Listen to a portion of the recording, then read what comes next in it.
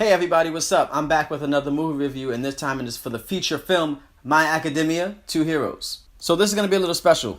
It's going to be a half spoiler review, half non-spoilers review. We're going to start with no spoilers, and then we'll get into spoiler territory later, and I'll let you guys know so you can check out if you don't want to be spoiled.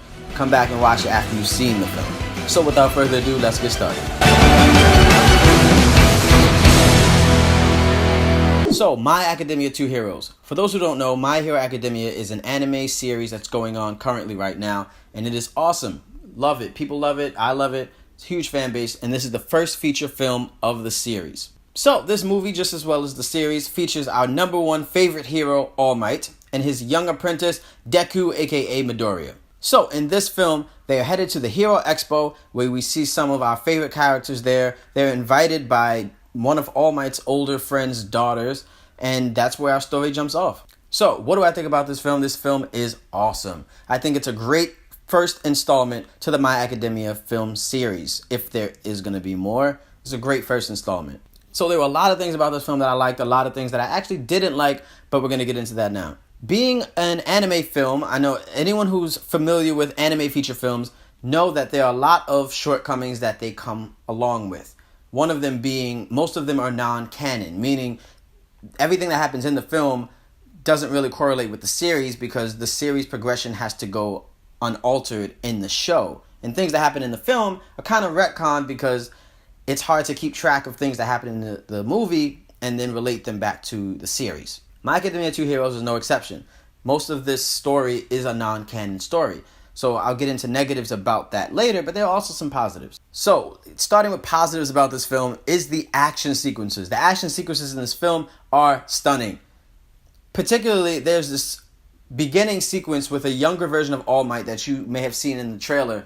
And one, it's amazing to see young All Might. We all imagine how powerful is All Might, because during the series, he's older now and we know of his condition.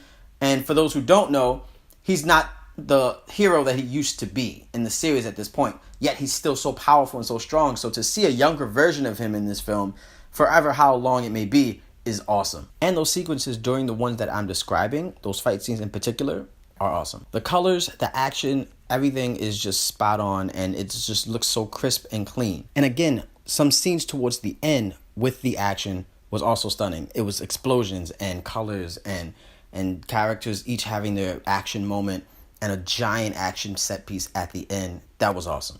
Another positive I have for this film is the characters. Now look, this roster of characters in this series is huge. It's a huge amount of characters, class, teachers, all of that. You can't really condense that all into this film, especially for those who don't know. But that being said, they picked a great handful of characters to come on this journey with us, and they were all introduced perfectly.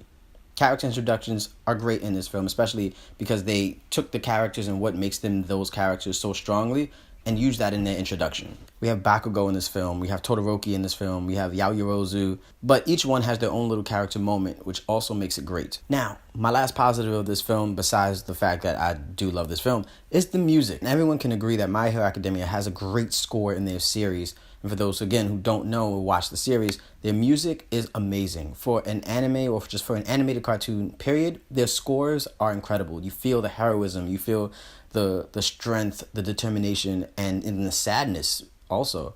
And this movie also encapsulates that score that they use, and it's just as good. They even use some favorites from the show, and it is awesome.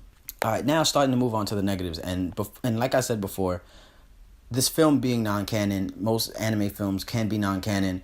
That's one of the biggest negatives for me because the story is pretty predictable. Things can't really be altered that much. So you know, at least for me, I knew where the story was going. I knew the beats. I knew the character introductions were coming here. I knew the villain fight was here. I knew what type of villains there were.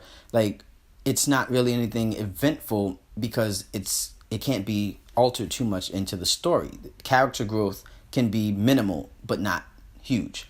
There can't be any big moments. Characters can't die off, possibly. So things like that in the back of your head, knowing, you know, the stakes are kind of low. At the same time, they do a good job of making the stakes high. Like, you're engaged. So that's good, but the negative thing is that in the back of your head, you kind of know that the stakes can't be that big. Another negative, piggybacking off of that, is that because, again, this can't really affect the seasons. This movie takes place between seasons 2 and 3, I believe. So there are a lot of things that you know in the back of your head that you know Midoriya isn't gonna die. But also, these villains are movie villains. You can only go so far into what the motive of these villains are. I mean, there are things you can do, but this movie does not. There are not many surprises. There you can see the villain's motives and you can see where this is going. There was a couple parts in the movie where it kind of slowed down and took a while to get back to the action. Some of those moments are great. Some of them didn't work for me, and that's my own personal problem. Although, even though my negative is that a lot of things are predictable, I can't lie. And there was a couple of times, just a couple, where I thought it was going to go one way. And even though it might have went that way, the way they did it was different and shocked me and actually surprised me a little bit. And I definitely give them credit for that. So, right before I get into spoiler territory, my overall thoughts of the film was that it was a great first film for My Hero Academia. It was just a great film in general, also to watch if you're a fan of the series, and if you've never seen it before and you want to get introduced to the series, it's also good. It was funny, it was action-packed, the story was maybe predictable, especially if you're familiar with these types of films, but characters are great, you'll have a great time watching it. I would probably give it a 7.8 out of 10. So real quick, just want to talk about some things that are spoilers.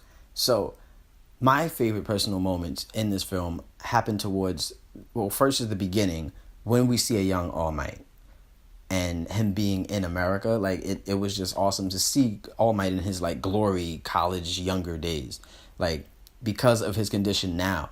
And we see how, we always wonder how strong was All Might, because the strength that he has now is ridiculously huge. It's like, how much stronger was he? And even though we don't get, like, a good gauge on it, we can see that even then they show that he did things effortlessly then. His power was so huge. Personally, one of my favorite scenes of this film is towards the end when we finally get this moment of Midoriya and All Might fighting as one.